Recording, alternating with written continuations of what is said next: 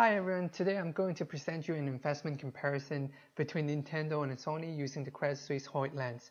Nintendo is a video game hardware and software maker with a single focus on the interactive entertainment segment.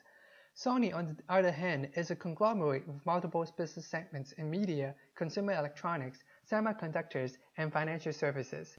At first glance, while both companies seem to be poorly ranked among its peers in the HOLT Lens scorecard, Sony seems to be a better investment with HOLT warranted price indicating 13% upside versus Nintendo's 13% downside. But further scrutiny suggests that the HOLT valuation model tend to underestimate the value of Nintendo by 32% and overestimate the value of Sony by 36%. The much greater growth potentials of Nintendo may help explain this discrepancy.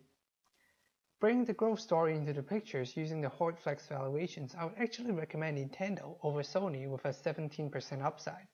That is because when we look at sales, Nintendo has a much stronger sales growth potentials than Sony, driven by its Switch platform and continual releases of Nintendo-owned titles. Even though Sony has a successful growing business in its game and network system segment, its growth potential is ultimately suppressed by the headwinds in the mobile communications and home entertainment and sound segments. When we look at margins, Nintendo has a much higher EBITDA margin at 20% versus Sony's 12%. Based on past margin patterns exhibited by the Wii's platform, it is likely to see further margin improvement during Nintendo's Switch growth stage.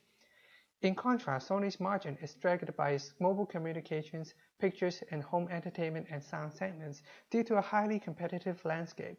Even its game and network system segment has a margin of only 13.5%, significantly lower than Nintendo's 20%. This can be attributed to less ownerships of its own titles and direct competitions with Microsoft, unlike Nintendo. When we look at asset turns, while Nintendo's asset turns is improving with sales growth exceeding asset growth, Sony's asset turns is steadily declining as invested capital in some of the segments fail to derive as much revenue as before. Because of these three reasons, we can see Nintendo's potential to achieve high teens CFROI in the next 5 years, while Sony struggles at mid-single-digit CFROI. Therefore, I would recommend Nintendo over Sony with a projected 17% upside.